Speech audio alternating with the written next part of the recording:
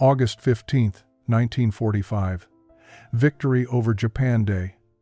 Across the United States, sirens wailed in jubilation, and crowds flooded city streets in spontaneous celebration. In prisoner of war camps from California to New York, Japanese soldiers prepared for the long journey home to their defeated island nation. But in a remote facility outside Amarillo, Texas, something unprecedented was unfolding. When American commanders announced to a group of Japanese women prisoners that they were free to return home, 14 of them did the unthinkable. They asked to stay. These weren't ordinary prisoners.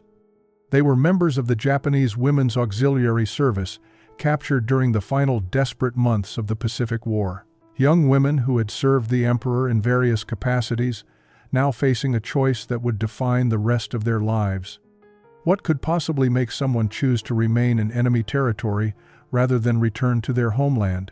Before we discover what happened to these remarkable women, tell us where you're watching from in the comments below.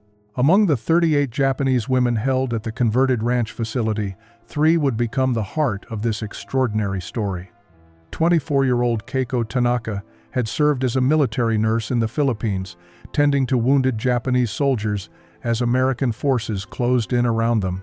She had been raised in Tokyo, the daughter of a doctor who had taught her that healing knew no nationality, though the war had tested that belief in ways she never imagined.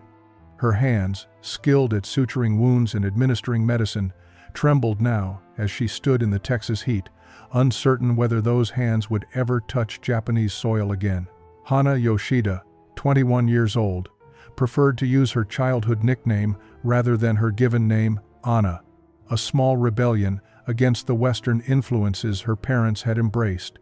She had been a radio operator, intercepting American communications and passing them to Japanese commanders. Her sharp mind and quick reflexes with Morse code had made her valuable to the war effort. Now that same mind wrestled with a different kind of code, trying to decipher whether the kindness she had experienced from her Texan captors was genuine or simply another form of warfare. The youngest among them was 19-year-old Michiko Sato, an administrative clerk who had managed supply records and personnel files. She had joined the auxiliary service straight from secretarial school, believing she was contributing to Japan's defense. Small and precise, she had always followed rules without question. But now, standing in this dusty Texas compound with the endless sky stretching overhead, she found herself questioning everything she had been taught about duty, honor, and where she truly belonged. None of them could have predicted that their captivity would transform into something else entirely, or that the wide-open spaces of Texas would teach them things about freedom that their homeland never had.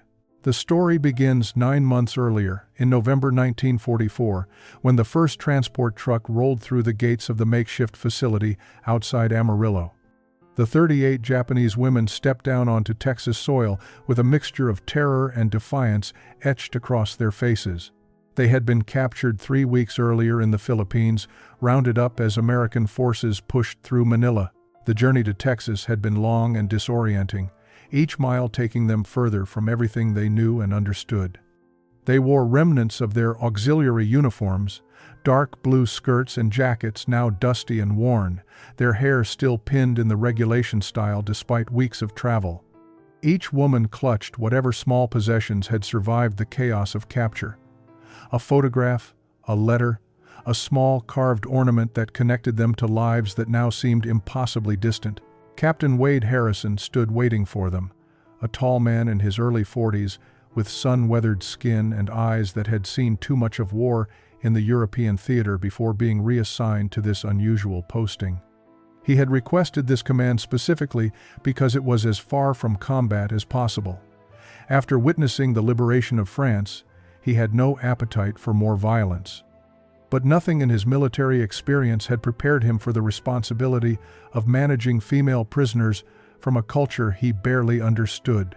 Beside him stood Tom McAllister, though everyone called him Buck, a local rancher whose property bordered the facility. At 52 years old, Buck had the lean, weathered look of a man who had spent his entire life under the unforgiving Texas Sunday. The government had contracted him to provide livestock management expertise and general maintenance for the converted ranch property that now served as this unusual prison camp. The women descended from the truck in complete silence, their faces carefully neutral in a way that reminded Captain Harrison of the stoic dignity he had seen in European prisoners. But there was something different here, a cultural barrier that felt wider than mere language. These women had been taught that Americans were demons who would torture and humiliate them. Their fear was palpable despite their attempts to hide it behind military discipline. Keiko, stepping down last, noticed immediately the vast emptiness surrounding them. In Japan, land was precious and every inch cultivated. Here, the horizon seemed to stretch forever, broken only by occasional scrub brush and the distant shapes of cattle. The scale of it made her feel insignificant in a way that was both terrifying and strangely liberating. Buck watched the women carefully, removing his wide-brimmed hat in an unconscious gesture of respect. He noticed one of the younger ones, Michiko, staring past the compound fence toward the corral where several horses stood in the afternoon sunday. Her expression had shifted from fear to something else, a longing so naked and immediate that it surprised him. In that moment, Buck saw not an enemy combatant, but simply a young woman who loved horses. It was a small observation, but it would prove to be the first crack in the wall between captors and captives. The first 6 weeks passed in a heavy silence that seemed to press down on the compound like the weight of the Texas sky. The Japanese women performed their assigned duties with mechanical precision, rising at dawn to clean, cook, and maintain the facility. They moved through their routines with the same disciplined efficiency they had shown in military service, their faces carefully composed masks that revealed nothing. During meals, they sat together at the far end of the dining hall, speaking only in hushed Japanese when absolutely necessary. The few times Captain Harrison attempted conversation through a translator, he received polite but minimal responses. It was as if they had collectively decided that the less they engaged with their captors, the less real this nightmare would become. Keiko noticed everything with the trained eye of a nurse, assessing a patient's condition. She watched how the American guards moved with casual confidence rather than aggression, how they laughed easily among themselves without the rigid hierarchy she was accustomed to in Japanese military culture. It confused her. These men were supposed to be brutal enemies, yet they seemed more relaxed than soldiers she had known in her own army. She kept these observations to herself, uncertain what they meant or whether noticing such things constituted a betrayal of her duty to Japan. At night, lying on her cot in the barracks, she listened to the other women's quiet breathing and wondered if they were wrestling with the same contradictions. Michiko spent every free moment near the windows that faced the corrals. She had grown up in Osaka, far from horses, but her grandmother had told her stories about the samurai who rode into battle with grace and honor.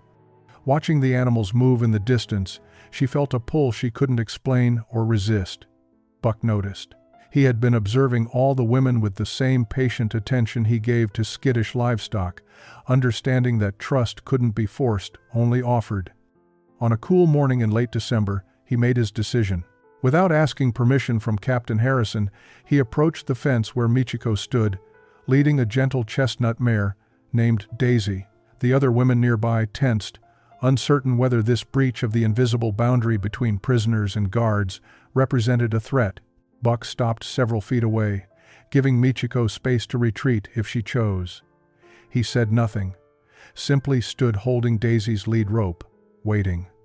The mare, sensing no tension from her handler, lowered her head and exhaled softly. Michiko's hands gripped the fence wire, her knuckles white. Everything she had been taught screamed at her to walk away, to refuse this offering from the enemy, but her grandmother's stories whispered louder. Slowly, as if moving through deep water, she reached one trembling hand through the fence. Daisy stepped forward, her soft muzzle finding Michiko's palm. The contact sent something electric through the young woman's body, a connection that bypassed language and nationality and war. Tears she had been holding back for months suddenly spilled down her cheeks. Buck understood he was witnessing something significant, though he couldn't have articulated exactly what. He simply nodded, tipped his hat, and led Daisy away. But the next morning, he was back in the same spot with the same horse, and the morning after that, word spread through both the guards and prisoners about these silent meetings. Miguel Rodriguez, a 35-year-old Mexican-American cowboy who worked on Buck's ranch, began accompanying him, bringing other horses for the women who had started gathering at the fence. He had grown up speaking both Spanish and English, understanding what it meant to navigate between two worlds. He smiled at the women with genuine warmth, demonstrating simple techniques for approaching and touching the horses.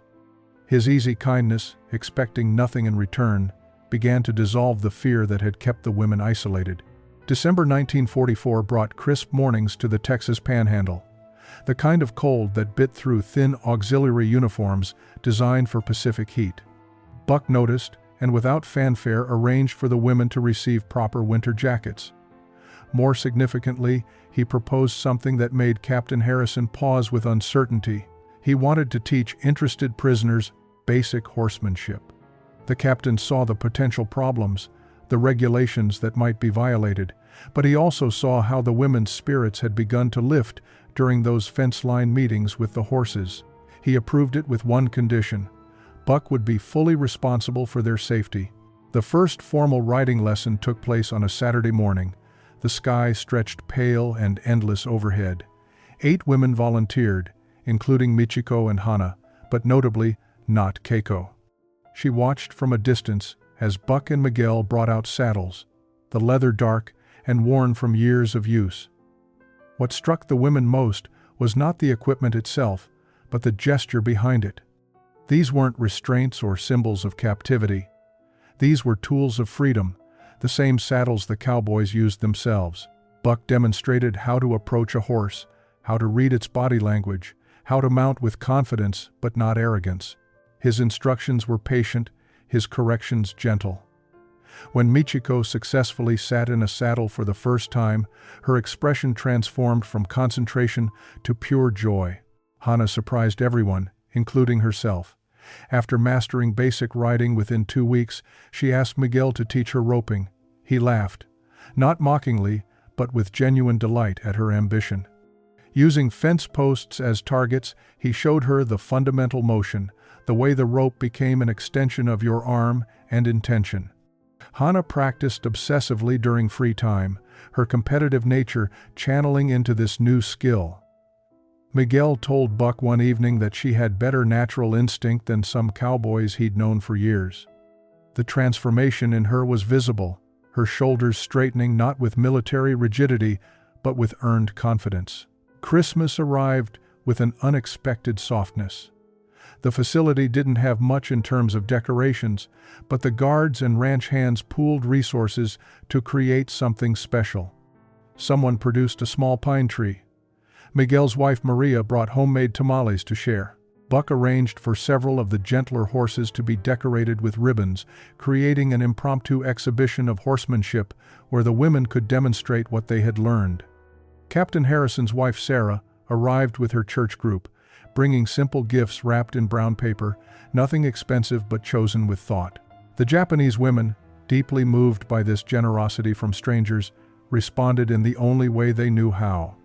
They sang traditional Japanese songs, their voices harmonizing in ways that transcended the need for translation. Keiko watched all of this from the margins, her nurse's instinct telling her that something profound was shifting in the compound's atmosphere. She saw Michiko's transformation from frightened girl to confident rider.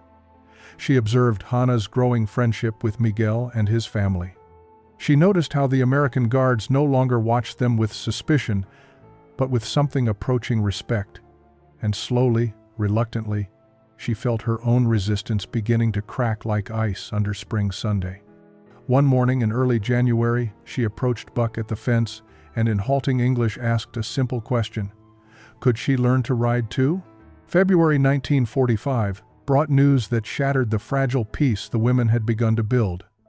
Reports from the Pacific grew increasingly grim as American forces island-hopped closer to Japan itself. The women gathered around newspapers and radio broadcasts with growing dread, learning about kamikaze attacks, about Japanese civilians being trained to resist invasion with bamboo spears, about their homeland preparing for a final apocalyptic defense. But nothing prepared them for the morning of March 10th, when headlines described the firebombing of Tokyo. 16 square miles of the city burned in a single night. Estimates suggested over 100,000 dead, most of them civilians. The numbers were so staggering they seemed almost abstract, too large for the human mind to fully grasp.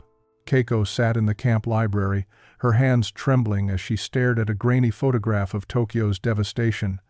The newspaper showed aerial views of neighborhoods reduced to ash and rubble. She tried to orient herself using the river's path, attempting to identify where her family's medical clinic had stood. Her father's practice had been in the Shitamachi district, the working-class area northeast of the Imperial Palace.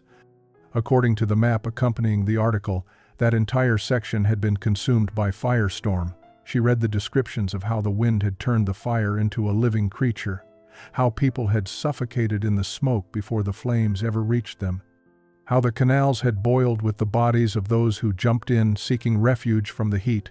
The newspaper slipped from her fingers. Captain Harrison found her there an hour later, still sitting motionless, her eyes fixed on nothing. He had seen this look before on soldiers' faces when they received news from home. He didn't speak, didn't offer empty platitudes. He simply sat in the chair beside her and waited. After a long silence, Keiko spoke in careful English, her voice hollow. "My father was doctor. He would not leave his patients. My mother would not leave him. My brother, only 15. She stopped, unable to continue. Harrison reached over and gently picked up the fallen newspaper, folding it so the images were no longer visible. The other women learned of Tokyo's destruction throughout the day, and a collective grief settled over the compound like fog. They moved through their duties mechanically, their earlier progress toward connection with their captors seeming suddenly irrelevant against the magnitude of their homeland's suffering. Several women stopped eating. Others wept openly, abandoning the stoic dignity they had maintained for months. Hana received word through the Red Cross that her family in Yokohama was unaccounted for. Michiko learned that Osaka, her hometown, had also suffered severe bombing raids. The war that had seemed distant during their months in Texas suddenly became devastatingly immediate again. What surprised the women was how their captors responded. Buck brought no horses that week, understanding instinctively that grief needed space before healing could begin. Miguel's wife Maria arrived with her church group, not to preach but simply to sit with the women in their sorrow. Sarah Harrison organized the other officers' wives to prepare special meals, Japanese dishes researched carefully from whatever recipes they could find. The attempts were imperfect, the flavors not quite right, but the intention behind them was unmistakable. Even the guards who had remained distant softened, offering quiet condolences in broken phrases. April arrived with wildflowers blooming across the Texas plains, a cruel beauty that seemed to mock the devastation consuming Japan. The women existed in a strange liminal space, no longer quite prisoners but not yet free, caught between loyalty to a homeland that might no longer exist and gratitude toward captors who had shown them unexpected humanity. The psychological toll was visible in their faces, in the way they moved through each day carrying invisible weights. But something else was happening too, something that would have seemed impossible 6 months earlier. They were forming bonds that transcended the categories of enemy and ally. Michiko spent increasing amounts of time with Buck, who had become a father figure to the young woman who had lost all contact with her own family. He taught her not just horsemanship but ranch management, showing her how to read weather patterns, how to calculate feed requirements, how to spot illness in livestock before it spread.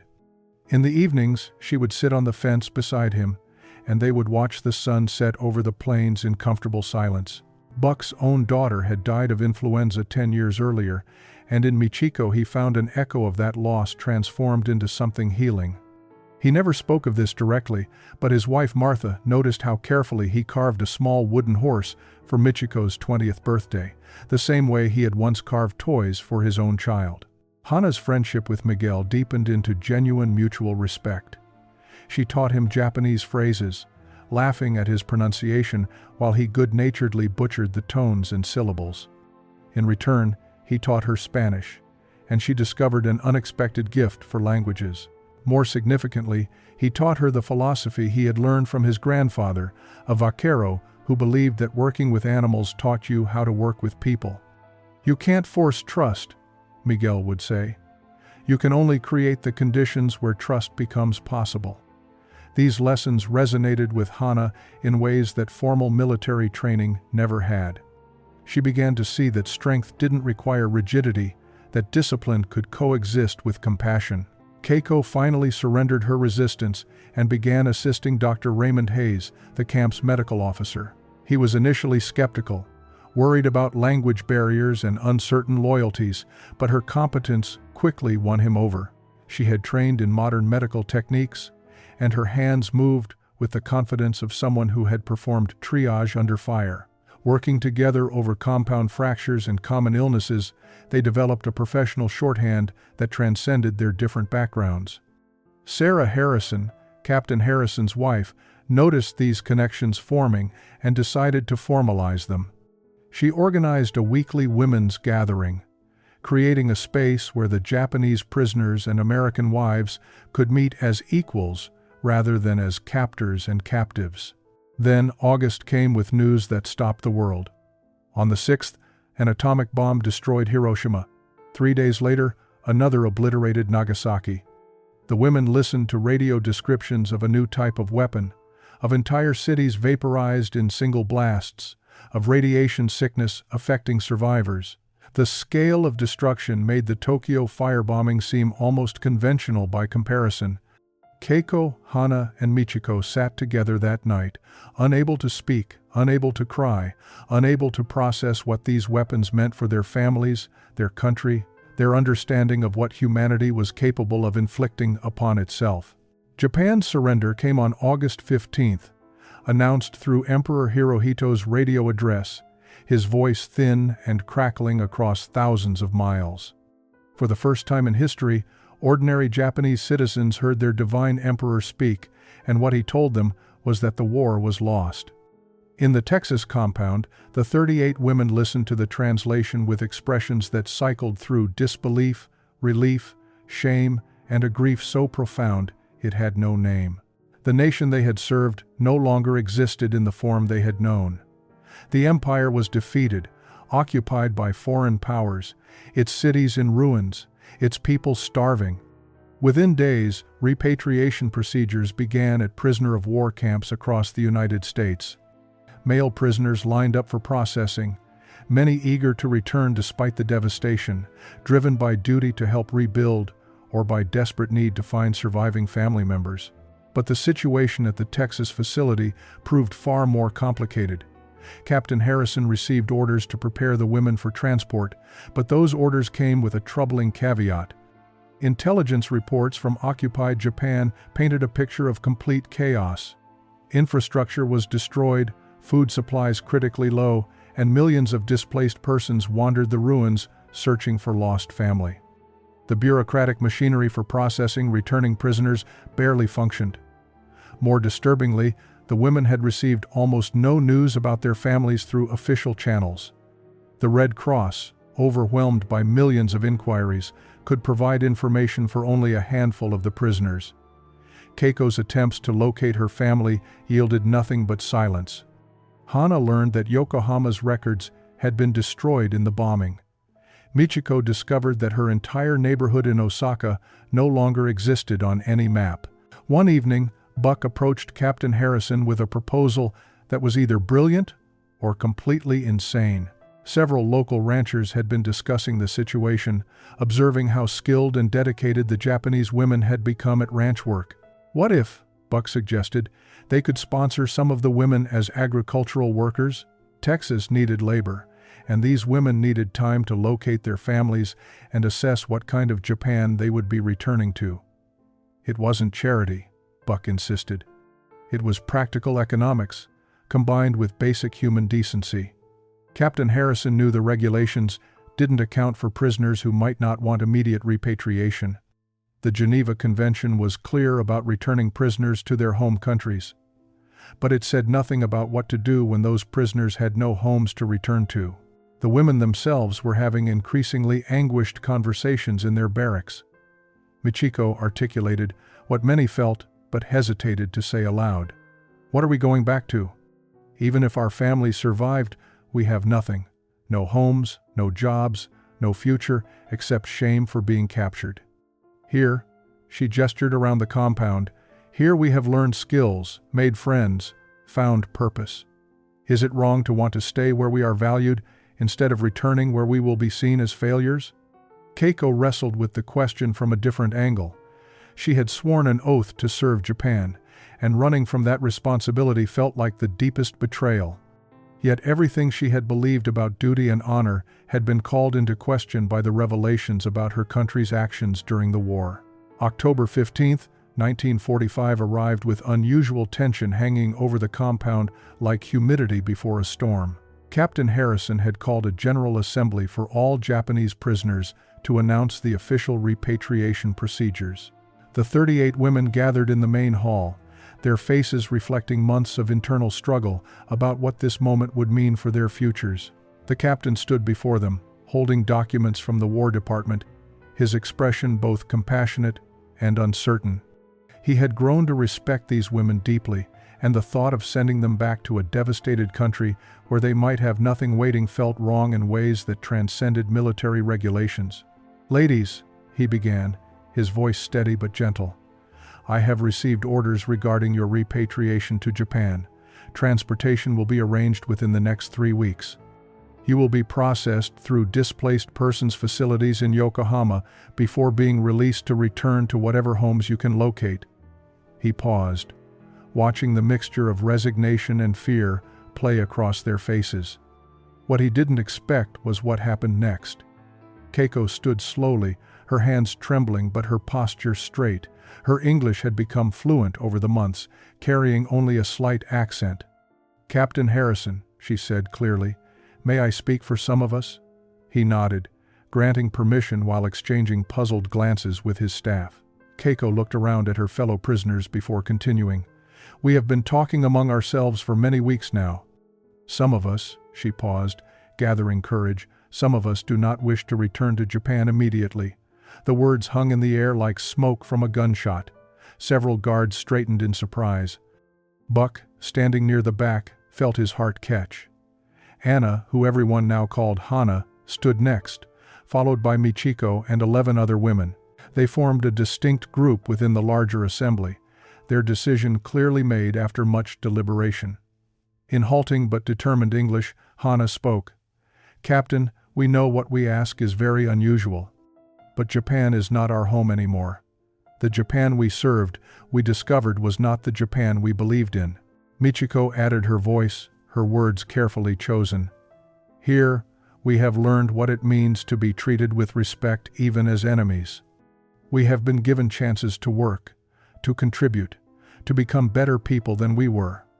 What we found here," she gestured around the hall, "is something we cannot find in the ruins of our homeland." Captain Harrison stood speechless, his military training providing no protocol for prisoners, requesting to remain in captivity rather than accept freedom. Buck stepped forward instinctively. "Ma'am," he addressed Captain Harrison, "these women aren't our enemies anymore. They're people who got caught in something beyond their control. Sending them back to nothing seems cruel when they could build lives here." The implications ricocheted through the room. Legally, they remained enemy prisoners of war. The Geneva Convention mandated their return, but their emotional appeal touched something deeper than international law. That evening, Captain Harrison drafted an urgent communication to Washington describing the unprecedented situation. The response would take weeks, leaving everyone suspended in a strange state of uncertainty. Meanwhile, word leaked to local newspapers. Headlines split between outrage and sympathy. "Japanese prisoners refuse freedom," screamed one editorial. "Texas kindness transforms enemies," countered another. The story captured something about America's capacity for both justice and mercy that resonated beyond the specifics of 38 women in a remote Texas compound. Washington's response arrived in early November, characteristically bureaucratic but unexpectedly flexible. The War Department would not prevent immediate repatriation for any prisoner who wished to return.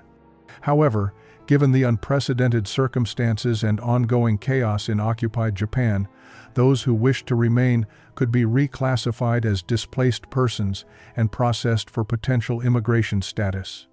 The decision meant the women would no longer be prisoners of war, but they would also no longer receive guaranteed housing and support at the camp facility. They would need to find sponsors, secure employment, and locate housing in American communities willing to accept former enemy nationals. For many, the prospect was more daunting than simply returning to familiar devastation. The announcement divided the 14 who had requested to stay.